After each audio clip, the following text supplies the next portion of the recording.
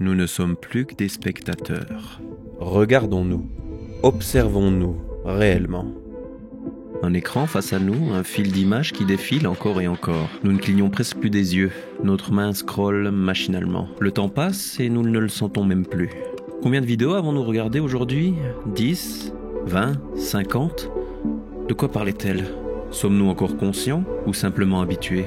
Nous avons arrêté de choisir. Nous pensons être aux commandes, mais notre attention a déjà été vendue. Nous ne créons plus, nous n'apprenons plus, nous n'agissons plus, nous absorbons. Nous sommes devenus spectateurs. Pas seulement des vidéos, pas seulement des réseaux sociaux, des spectateurs de nos propres vies.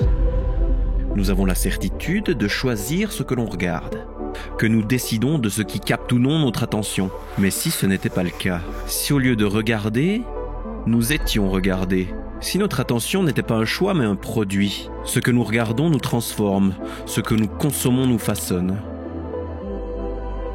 Et sans même nous rendre compte, nous sommes en train de changer. Regardons autour de nous, dans un métro, dans un café, dans la rue. Des visages figés, des yeux absorbés, des corps présents mais des esprits ailleurs, perdus dans son propre flux. Un fil sans fin, une suite infinie d'images, de sons et de stimulations.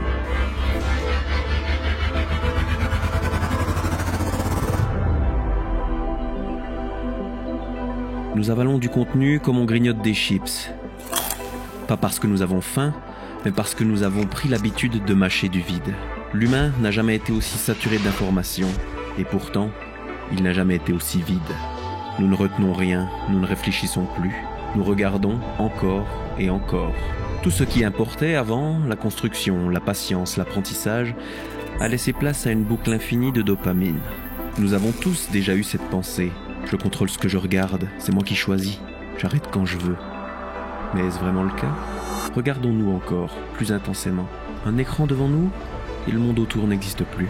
Un défilement infini de couleurs vives, de visages qui parlent vite, des images qui changent sans cesse. Les vidéos deviennent plus courtes, le rythme s'accélère, notre patience s'efface. Nous n'apprenons plus à réfléchir, nous n'avons plus le temps de penser. Un contenu en chasse un autre, tout est conçu pour nous donner l'illusion de la diversité.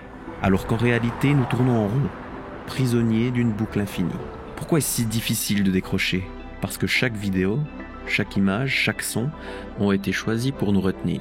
Les réseaux sociaux ne sont plus un simple espace de partage. Ce sont des machines ultra précises, conçues pour une seule chose. Capter notre attention et rapporter de l'argent. Nous croyons être libres. Mais notre cerveau est devenu un champ de bataille invisible. Une guerre silencieuse où chaque seconde que nous passons en ligne est une donnée précieuse, analysée, optimisée, monétisée. Nous ne sommes plus les utilisateurs, nous sommes le produit. Nous ne choisissons plus ce que nous regardons, c'est ce que nous regardons qui nous choisit. Et plus nous consommons, plus nous changeons. Et nous ne le réalisons même pas. Les réseaux sociaux ne mettent pas en avant ce qui est utile.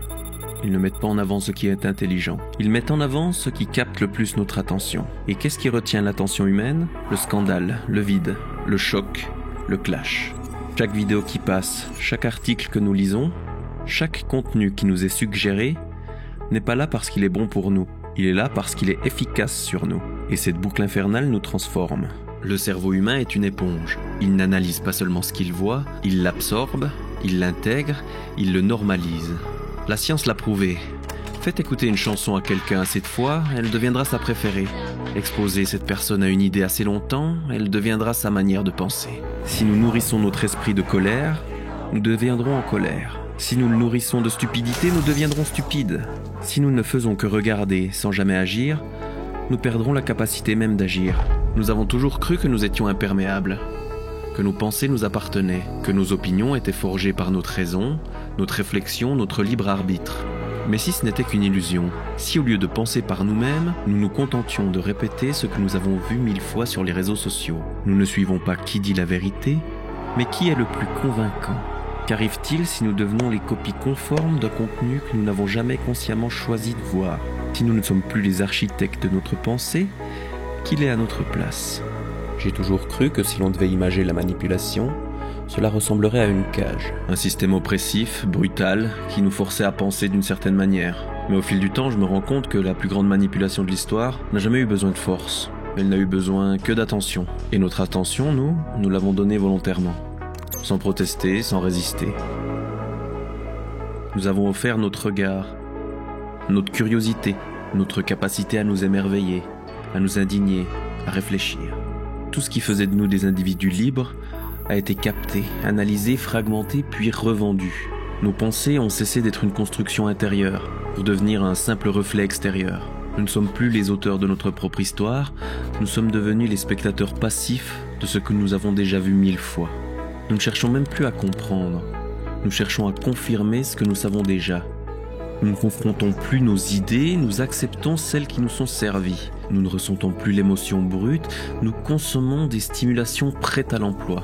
Et plus nous avançons, plus nous glissons vers une version amoindrie de nous-mêmes. Dans un monde où notre pensée originale n'a plus sa place, si elle est contradictoire à celle de la masse. Nous préférerons suivre l'avis de Bernard du 32 sur sa vidéo sur le sujet qui nous a été proposée par l'algorithme, avis qu'il s'est lui-même fait sur la vidéo de Jean-Jacques du 31. Voilà comment de vidéo en vidéo, de pseudo-expert en pseudo-expert, notre avis sur certains sujets s'est fondé et nous sommes convaincus que c'est le nôtre. Et ça, les algorithmes des réseaux sociaux l'ont bien compris. N'oubliez pas qu'ils vous connaissent autant bien que vous. Et comment vous garder un maximum sur leur plateforme ? En vous proposant du contenu qui vous correspond et qui confirme l'avis de Bernard du 32, Jean-Jacques du 31 et maintenant le vôtre. L'algorithme vous l'a proposé, vous l'avez regardé, vous l'avez absorbé et maintenant l'algorithme va vous le confirmer. Encore et encore et encore. Comment voulez-vous avoir un avis qui diffère si vous n'êtes qu'alimenté par un seul point de vue que vous n'avez pas initialement choisi ? Regardons notre feed. Est-ce que ce que nous voyons fait de nous quelqu'un de meilleur ? Est-ce que ça nous apprend quelque chose ? Ou est-ce juste un divertissement de plus, une évasion, un moyen de tuer le temps ? Laissez-moi vous dire une chose, le temps ne se tue pas, c'est lui qui nous tue. Regardez bien autour de vous. Il n'y a ni barreaux, ni chaînes, ni murs, rien ne nous retient physiquement. Et pourtant, nous nous sommes tous enfermés, prisonniers d'idées que nous avons laissées se refermer sur nous, d'une illusion que nous avons nourrie, d'une boucle infernale que nous avons regardé se construire sans jamais la questionner. Mais nous avons oublié quelque chose d'essentiel. À force d'observer, nous avons cessé d'exister pleinement. À force de consommer, nous avons oublié de créer. Et si nous continuons ainsi, nous finirons peut-être par nous perdre totalement. Pour moi, rien de tout cela était évitable. C'est une étape, plus ou moins longue, par laquelle nous passons, jusqu'à ce que nous ayons un déclic. Et si nous levions les yeux de l'écran ? Si nous réapprenions à nous ennuyer ? Si nous prenions le temps d'écrire nos propres pensées plutôt que de les voir dictées par d'autres ? Il ne suffit pas d'éteindre un écran pour récupérer ce que nous avons perdu. Il ne suffit pas d'arrêter de scroller pour retrouver une liberté. Parce que le véritable combat n'a jamais été contre les réseaux sociaux. Il a toujours été contre nous-mêmes. Personne ne peut nous forcer à reprendre le contrôle. Nous seuls pouvons nous réveiller. Beaucoup n'auront pas eu la patience d'arriver aussi loin dans cette vidéo, car ils n'y sont pas encore prêts. Vous, peut-être. Recommencez de créer, recommencez de questionner, de penser par vous-même. Arrêtez de vous imprégner de tous les on-dit. Arrêtez d'essayer d'accomplir les objectifs des autres. Vous êtes tous forts et fortes. Ce n'est pas parce que vous n'avez pas des millions d'abonnés, des millions d'amis, des millions sur votre compte en banque, la plus belle voiture, la plus belle maison, les dernières Nike, le dernier iPhone, que vous valez moins que les autres. Les valeurs qui sont véhiculées aujourd'hui ne sont plus saines. Arrêtez d'envier des personnes qui elles-mêmes envient d'autres personnes. Je ne suis pas ici pour vous donner des leçons. Moi aussi je suis influencé, moi aussi je suis un spectateur. Mais créer mes modestes vidéos m'aide à changer ça. Alors j'aimerais bien que tous ensemble, les quelques personnes qui restent sur la vidéo, nous fassions quelque chose. Levons la tête de l'écran et regardons la vie, la vraie. Pas celle qui s'affiche derrière du verre et du plastique, pas celle qui défile en boucle dans un fil d'actualité, mais celle que nous pouvons toucher, ressentir, vivre. Un rayon de soleil qui traverse une fenêtre, le vent qui caresse la peau après la pluie, le silence d'une nuit sans notification, le regard d'un proche sans filtre, sans distraction, un rire sincère, une vraie conversation. Ce monde, il est là, il n'a jamais cessé d'être là. C'est juste nous qui avons cessé de le voir.